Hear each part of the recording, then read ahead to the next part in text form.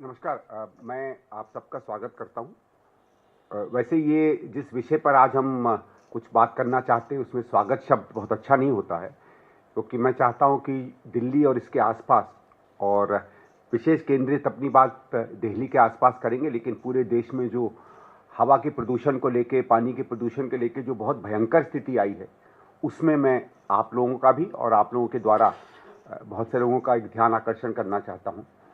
दिल्ली में बहुत दिनों बाद, जबकि दिल्ली की जो हवा है, प्रदूषित हवा है, ये पिछले 6-7 साल से हर सीमा पार कर चुकी है। आप लोगों ने, कोई एक्यूआई देखता है, कोई कुछ देखता है, कोई उसको धीरे धीरे एहसास करता है, लेकिन जो हालत आई है, मैं उसको व्यक्तिगत रूप में एक तरीके से मर्डर मानता हूं। मैं आपको बताना चाहूँगा, बार बार डॉक्टरों ने ये कहा है कि दिल्ली में जो एयर पोल्यूशन है उससे एक सामान्य जन का 6 से 7 साल, और अगर कोई बीमार व्यक्ति हो तो ज़्यादा उसकी जीवन कम हो जाता है। मैं आपसे पूछना चाहूँगा, अगर मैं किसी को स्लो पॉइजन करूँ और उसके जीवन में 7-8 साल काट दूं तो मेरे पे हत्या का आरोप लगेगा। मैं बहुत गंभीर बात कर रहा हूं, किसी सरकार पर नहीं, पर इस व्यवस्था की गंभीरता को रेखांकित करते हुए कहता हूं कि चाहे इसमें सरकार का दायित्व हो, चाहे हम सबका हो, हम सब एक तरीके से इस सामूहिक क्राइम में हिस्सेदार हैं।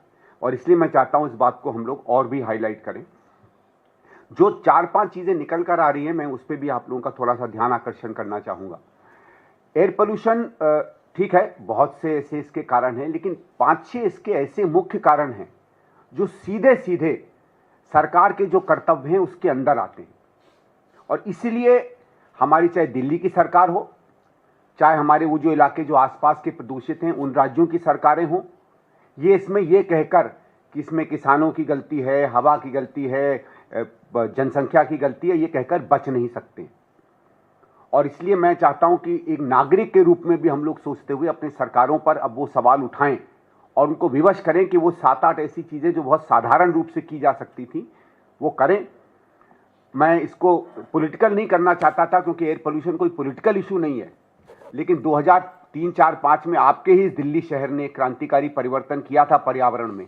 तो ये दिखाता है कि अगर सरकार गंभीर है और सरकार चाहती है तो वो परिवर्तन ला सकती है, जिस परिवर्तन की आज बहुत ही ज्यादा आवश्यकता है।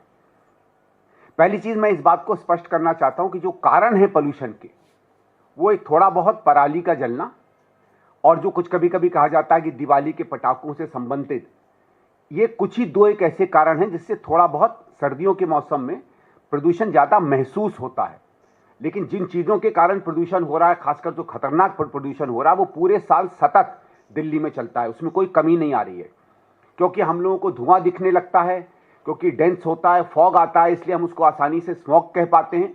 तो आप और हम अपने एहसास में, अपने अनुभव में उसका बिल्कुल एक, समझ लीजिए, परिकाष्ठा जो है पोल्यूशन की, उसको क्योंकि महसूस करते हैं, इसलिए हमें लगता है कि गर्मियों के मौसम में और मौसम में शायद ये हमको इतना उद्वेलित नहीं करता है। लेकिन ये पूरे साल कहानी खतरे से खाली नहीं है।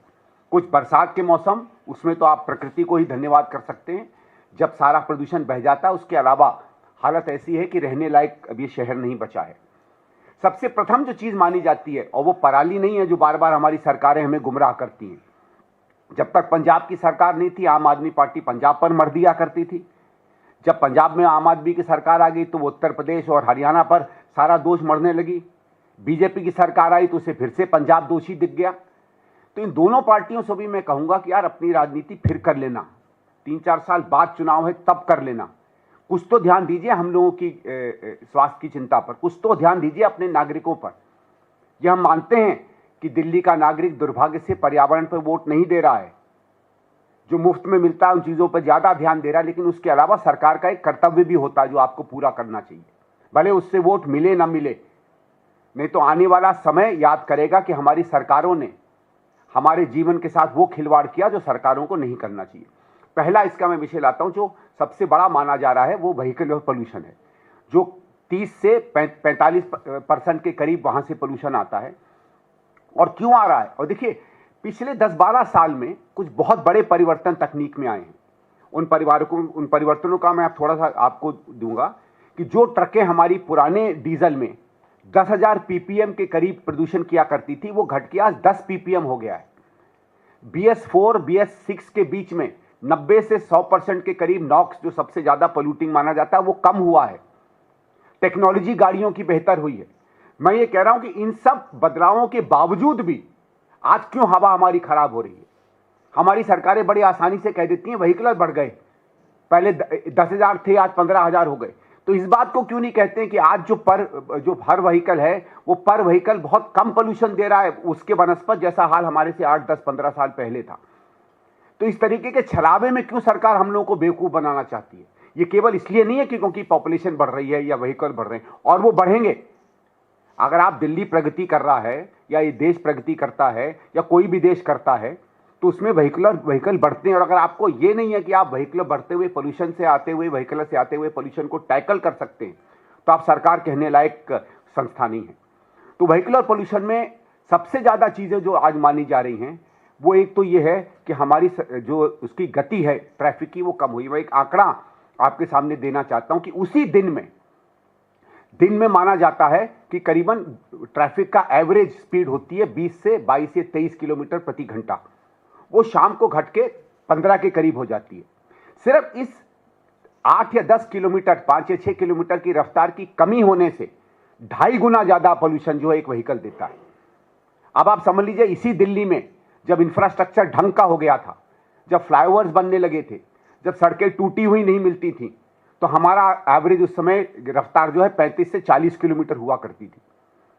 तो इस सरकार की, चाहे इसके पहले आम आदमी पार्टी की सरकार हो चाहे बीजेपी की सरकार हो, इसको चलो मान लेते हैं 6-8 महीने मिले हैं, आशा करेंगे कि कुछ सीख लेंगे। आपने अगर व्हीकुलर पोल्यूशन को कंजेशन के कारण, क्योंकि अब नया इंफ्रास्ट्रक्चर नहीं बना पाए, क्योंकि आज आपकी सड़कें टूटी हुई हैं, जहां हमको लगता था कि खुली सरपट गाड़ियां दौड़ सकती हैं वहां बड़े बड़े जैम लगने लगे हैं। ये सरकार के निकम्मेपन के कारण है कि जो हमारी गाड़ियां एवरेज में 30, 40, 45 किलोमीटर की स्पीड से चलती थी आज 20 या 15 पर आ गई हैं। तो आप समझ लीजिए 21 और 15 के बीच में अगर 2.5 गुना पोल्यूशन बढ़ जाता है तो अगर हम 40-45 की स्पीड पर जा रहे होते तो कितना ज्यादा स्वतः ही पोल्यूशन कम हो गया होता। दूसरा, इसके पीछे सबसे बड़ी जरूरत है पब्लिक ट्रांसपोर्ट की, और पब्लिक ट्रांसपोर्ट दिल्ली में ध्वस्त हो गया है। जितनी 2013-14 में कांग्रेस बसें छोड़ के गई थी उससे शायद आधी भी बसें आज नहीं चल रही हैं। और आज जरूरत है इलेक्ट्रिक बसों को धीरे धीरे ट्रांसपोर्ट करने की। और इलेक्ट्रिक में मैं कहूंगा कुछ सरकारों ने किया है, कुछ 70-80 बसें 2-3 साल पहले आई थी, आज भी कुछ दिख रही हैं, लेकिन 2-4-10 बसें लाकर उनका दिखावा करना जरूरी नहीं है। पूरा का पूरा फ्लीट कन्वर्जन की आवश्यकता है दिल्ली में। पहले भी हुआ था, लेकिन आज न केवल बसें कम हो गई हैं, बल्कि अगर आप आंकड़े देखेंगे डीटीसी का तो घबराने वाले आंकड़े हैं कि टोटल राइडरशिप जो दिल्ली की है, जो 2012-13 में 40 से 41 हजार लाख प्रतिदिन की होती थी, आज 30 से 32 लाख के करीब प्रतिदिन हो गई है। तो आप समझिए आबादी समझ लीजिए 30-40% बढ़ गई। डीटीसी में नंबर ऑफ पीपल जो चल रहे हैं वो कम हो गए, तो कहां जाएंगे? कुछ मेट्रो ने लिए होंगे, बाकी तो गाड़ियां बढ़ेंगी ना, गाड़ियों में जाएंगे ना। तो जब गाड़ियां बढ़ेंगी और वही गाड़ियां आज ज्यादा पॉल्यूट कर रही हैं पर कार, क्योंकि वो सड़कों पे चल नहीं पा रही हैं, तो आप समझिए कितनी भयावह स्थिति हो गई है। और ये दोनों कारण हैं, पब्लिक ट्रांसपोर्ट का कंप्लीट फेलियर और सड़कों का इंफ्रास्ट्रक्चर का कंप्लीट फेलियर, जो हम सीधे सीधे सरकार के ऊपर मर सकते हैं। एक और चीज जो हुई है, आप मेट्रो में देखिए, फेज 1 बनता है, फेज 2 बनता है, फेज 3 के बन के काम शुरू होता है, फेज 4 की प्लानिंग हो जाती है आज से 10-12 साल पहले। नई प्लानिंग क्यों नहीं हो रही है? नए रूट्स क्यों नहीं बन रहे हैं मेट्रो में? अगर बसें आप नहीं ला रहे हैं, मेट्रो आप नहीं बढ़ा रहे हैं, तो पब्लिक ट्रांसपोर्ट कहां से लाएंगे भाई? हम और आप चलाने लगेंगे, बसें क्या? ये इतनी दुर्भाग्य की स्थिति हो गई है, और ये त्रासदी सीधे सीधे सरकार के कारण यहां बनती है। फिर एक और कारण जो बहुत महत्वपूर्ण माना जाता है, वो हमारे यहां जिसको कहते हैं इंडस्ट्रियल पोल्यूशन है। और ये तमाम स्टडीज, सरकार की स्टडीज और प्राइवेट स्टडीज ने ये दिखाया है कि कई हमारे यहाँ अनऑथराइज इलाकों में ऐसी इंडस्ट्रीज चल रही हैं जो पोल्यूशन पैदा कर रही हैं, जो गंदा फ्यूल जिसको कहा जाता है उसका इस्तेमाल कर रही हैं। और ये डॉक्यूमेंटेड एविडेंस है, वो एविडेंस की आप चाहेंगे तो मैं रिपोर्ट शेयर कर दूंगा आप लोगों से, इसमें उसके पूरे के पूरे आंकड़े दिए हुए हैं, सबको पता है। और आप और हम भी जानते हैं, और मैं किसी संस्था का नाम नहीं लेना चाहता, लेकिन लेना पड़ने के लिए विवश हो रहे हैं। अगर हमारी एमसीडी के लोग, हमारे पुलिस के लोग और हमारे राजनीतिक लोगों का इसमें हस्तक्षेप ना हो तो इस तरीके की अनऑथराइज फैक्ट्रियां नहीं चल सकती। जो लोग यहां सीनियर हैं उनको याद होगा 2004-5 में 6 साल में दिल्ली में बहुत बड़ा हंगामा हुआ था जब पोल्यूटिंग इंडस्ट्रीज दिल्ली से हटाई गई थी। उस समय की सरकार ने इसका रिस्क लेते हुए कि कि आप इंडस्ट्री हटाएंगे तो लेबर हट सकता है, इंडस्ट्री हट सकती, फिर के बावजूद भी साल 1.5 साल में बहुत सी इंडस्ट्री हमारे यहाँ कम की थी। क्यों नहीं उस तरीके के कदम आज उठाए जा सकते? क्या सरकारें हमारी अनपॉपुलर कदम उठाने के लिए नहीं आगे बढ़ना चाहती कि इसमें एयर पोल्यूशन हो? एक और बहुत बड़ा जो इसका कारण है, उसके बाद फिर मैं एक लास्ट बात करके अपनी बात अंत करूंगा। जो हमारे यहाँ वेस्ट की बर्निंग शुरू हो गई है, इसके पीछे पीछे एमसीडी का निकम्मापन तो है ही। मुझे नहीं लगता कोई भी ऐसा व्यक्ति होगा दिल्ली में जो आज कहीं भी जाता होगा तो उसको कूड़े के ढेर नहीं दिखते होंगे। लेकिन कूड़े के ढेर का केवल एक, ठीक है, बहुत दिक्कत है लोगों को कि मुकरबा चौक के आसपास बड़ा पहाड़ बनता जा रहा है गंदगी का, वो उतना पोल्यूशन नहीं क्रिएट करते जितने जगह जगहों पे इसकी बर्निंग के कारण आज दिक्कत हो रही है। और उस बर्निंग में सबसे बड़ी दिक्कत हो रही है कि जो एक आदत बहुत पहले दिल्ली के लोगों को डलने लगी थी सेग्रीगेशन की, आज वो आदत फिर खत्म हो गई है। आप में से जो लोग कई वर्षों से दिल्ली में रह रहे होंगे, आपको याद होगा कई वर्ष पहले वेस्ट सेग्रीगेशन का एक बहुत बड़ा कैंपेन चला था। हर कॉलोनी में हरे रंग के और नीले रंग के अलग अलग डब्बे रखे जाते थे। ये था कि लोग आदत करेंगे, उसमें मुझे ठीक से टेक्निकल नहीं मालूम है, लेकिन कंबस्टिबल या जो आराम से कम कार्बन में जल सकते हैं वो अलग जाएंगे, और जो टॉक्सिक मटेरियल वाले प्लास्टिक्स हैं वो अलग डब्बे में जाएंगे। इसका प्रयास था कि एक आदत पड़ेगी, धीरे धीरे हम सेग्रीगेट करने लगेंगे अपने वेस्ट को, तो जनमानस भी आगे बढ़कर सरकार का सहयोग करेगा कि हम इस तरीके का वेस्ट बनाएं, एक ऐसा जो पोल्यूटेंट नहीं होगा, जिसको शायद आप बर्न कर सकते हैं, जो दूसरा ये जिसको आप दबा ही सकते हैं और कारण कर सकते हैं। उसमें क्यों एकदम ढील दे दी गई है?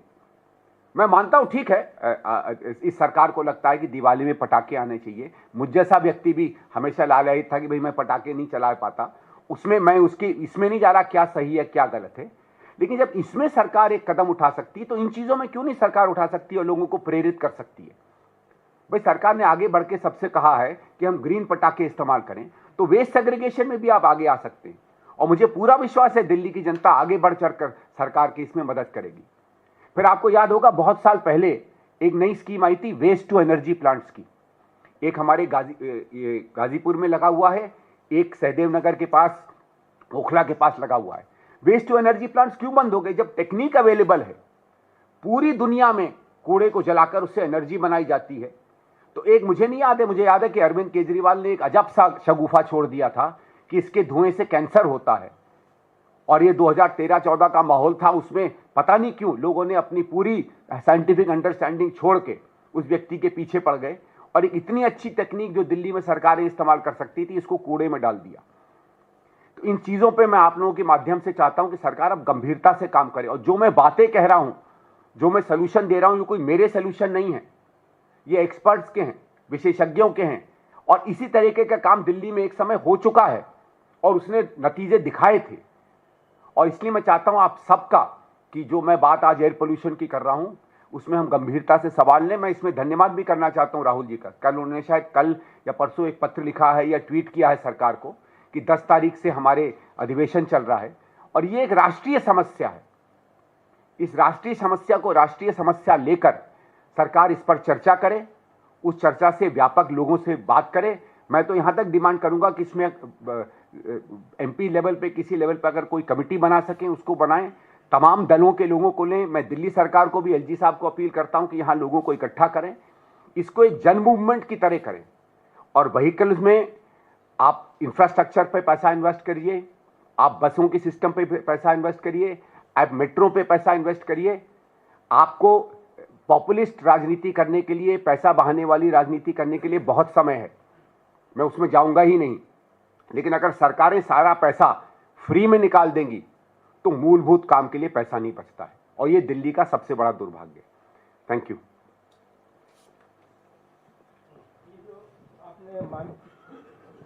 सॉरी, एक छोटा सा बस पॉइंट छूट गया, क्योंकि वो कहना चाहता था कि इलीगल कंस्ट्रक्शन भी एक बहुत मेजर एक्टिविटी है, और इलीगल कंस्ट्रक्शन में दिक्कत ये नहीं है कि कंस्ट्रक्शन को आप रोके, वो आप नहीं कर सकते, इलीगल कंस्ट्रक्शन को कम कर सकते हैं। लेकिन आज तकनीक में डस्ट कंट्रोल मेजर्स कंस्ट्रक्शन में अवेलेबल हैं, तो मेरा ये कि वो भी सरकार सुनिश्चित करे कि जहां जहां भी कंस्ट्रक्शन चल रहा है वहां वहां आप बाकी जो अंकुश लगाते हैं, करते हैं, वो आप जाने, आपका काम जाने, लेकिन डस्ट कंट्रोल मेजर्स को भी जमीन पर लाकर कोशिश करें कि हमारे कॉन्ट्रैक्टर्स, हमारे बिल्डर्स उससे वाकिफ हों और उसका इस्तेमाल करें। Thank you. सॉरी, एक पॉइंट रह गया था। खास तौर से जो अनधिकृत कॉलोनियों का मुद्दा है, एक बड़ा विषय रहा है ये दिल्ली के लिए, और पोल्यूशन से जुड़ा हुआ। आपने कहा कि ये फैक्ट्रियाँ चल रही हैं, और अगर वोट बैंक के लिहाज से देखें तो एक बड़ा मुद्दा रहा है ये, और इसीलिए शायद छूट मिलती रही है। तो इससे कैसे निपटे सरकार? देखिए सर, इसमें दो चीज़ें हैं। एक तो ये है कि क्लीनर फ्यूल अवेलेबल है, ठीक है। इसमें क्लीनर गैस भी इस्तेमाल हो सकती है।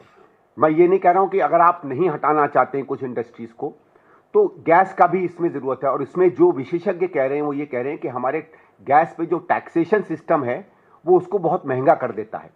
अगर आप सामान्य गैस को, क्योंकि ये लोग कोयला इस्तेमाल करते हैं या और पोल्यूटिंग केमिकल इस्तेमाल करते हैं, मोटा मोटी उसके आसपास अगर उसकी कीमत ले आएंगे तो लोग ऑटोमेटिकली मूव कर देंगे। क्योंकि देखिए, जब तक एनवायरनमेंट में कितनी भी कटिबद्धता हम लोगों से माने, जब तक economically it does not make sense, लोग शायद उस तरीके से मूव ना करें।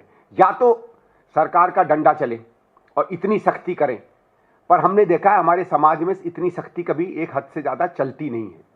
इसलिए ये अवेलेबल है। हम जो नेचुरल गैसेज हैं जो हम ऑटो में, टैक्सी में, गाड़ियों में आज दे रहे हैं, वही अगर हम इंडस्ट्रीज़ के लिए भी अवेलेबल कराएं तो एक उससे रास्ता निकल सकता है।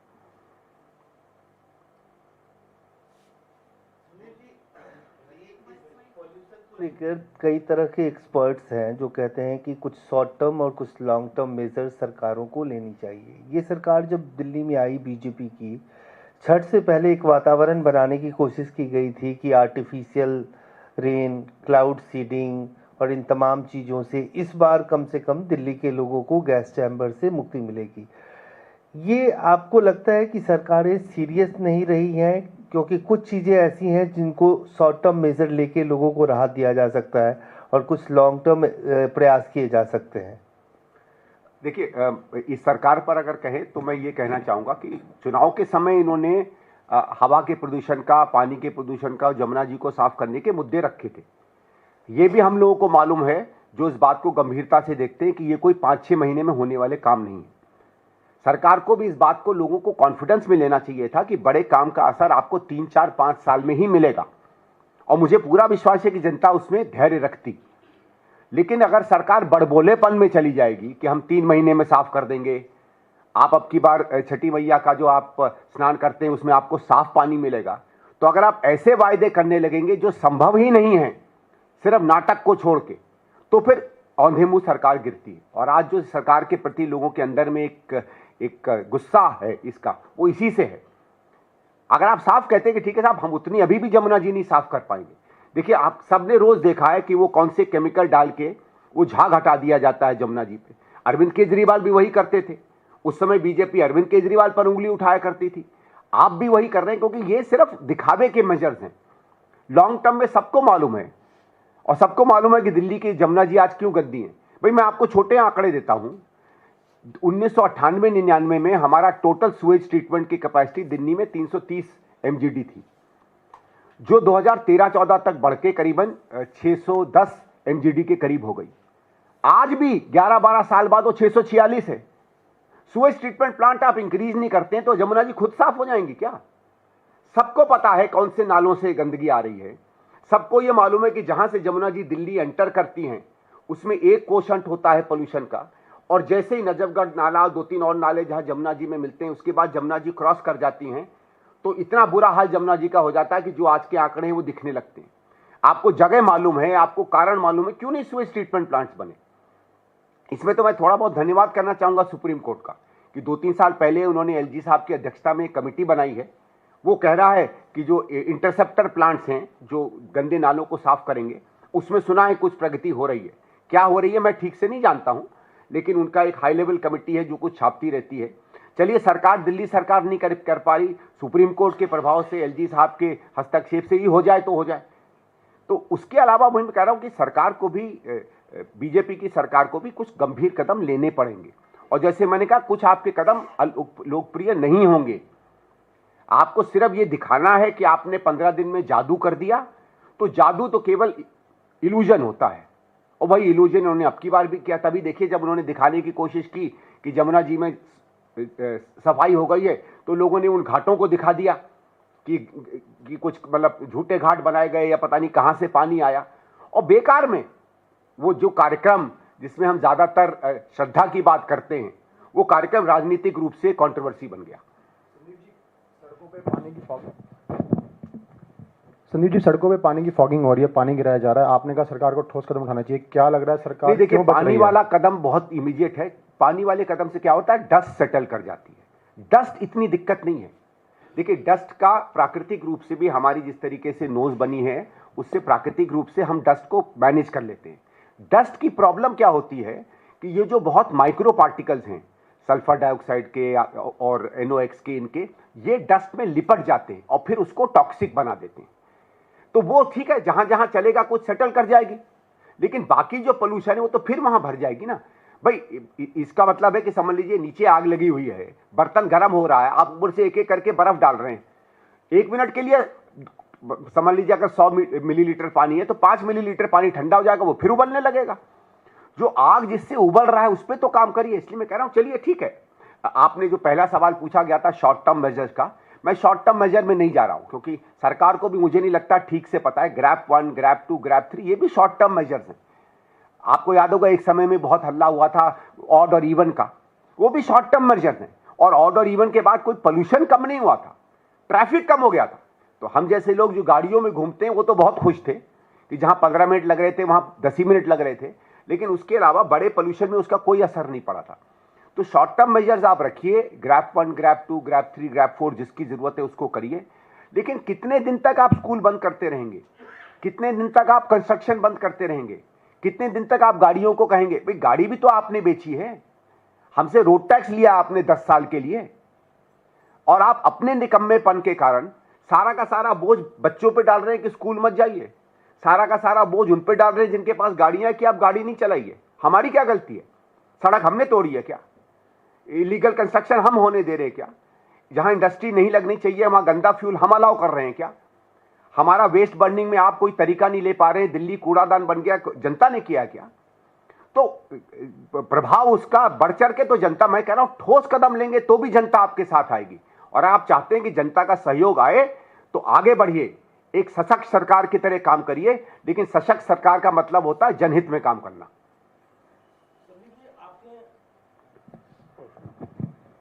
आरोप की राजनीति के बजाय महत्वपूर्ण सुझाव दिए हैं सरकार को, क्या इसको लेकर एलजी से मुलाकात भी करेंगे आप? सर, पहले भी बात हुई थी, और जैसे मैंने कहा कि जो पूरा यमुना जी का है, एक बार हमने एलजी साहब से बात की थी, वहीं से मुझे पता चला कि इस पे कुछ कदम आ रहे हैं। राजनीति का मैंने केवल इसलिए नहीं किया कि 3-4 साल बाद चुनाव आएंगे, राजनीति का बहुत समय मिल जाएगा, लेकिन राजनीति से मेरी हवा साफ नहीं होगी, मेरी बच्ची की जिंदगी बेहतर नहीं होगी। जब राजनीति का समय आएगा राजनीति कर लेंगे हम लोग। वो तभी तो मैं कह रहा हूं दुर्भाग्य की बात है कि आम आदमी इन पर लांछन कसती रहती है, बीजेपी इन पे लांछन कसती रहती है। मेरे हिसाब से इस हमाम में दोनों बराबर के दोषी हैं। मैं वो शब्द नहीं इस्तेमाल करूंगा जो किया जाता है, लेकिन दोनों बराबर के दोषी हैं इस मामले में।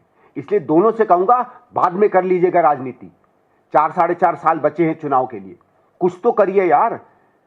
ठीक है, हो सकता है अभी किसी ने, जब मैं यहां आया था, किसी ने कमेंट किया कि यहां एयर प्यूरिफायर है। नेताओं के घर में एयर प्यूरिफायर तो हो सकते हैं, जनता के घरों में तो नहीं है ना, सड़कों पे तो नहीं है ना, पार्कों में तो नहीं है ना, खेल के मैदानों में तो नहीं है ना, जहां हमारा जीवन जो है हम ज्यादातर व्यतीत करते हैं। We have seen students and Delhi residents protesting against Delhi pollution in the streets.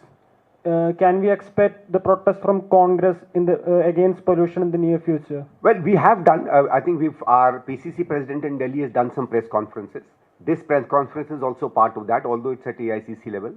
Rahul ji has also highlighted this issue, and I think we would like to take this up far more earnestly. But as I said, we would like to contribute in a positive manner. You see, some problem actually with the Delhi government, both the government before this and the BJP government, is that, see, every protest also comes out of sometimes a genuine welfare need or a genuine development need. And they take protest as a protest, not as an indication of what better they can do. So sometimes we find that the Delhi government does not have a very positive orientation to any kind of protest, right? Which is why we feel that protest will be good for us politically. But as I said, is this a time to only play politics, or to in some way or the other contribute so that the life of the citizens of Delhi and people around it becomes better? Thank you.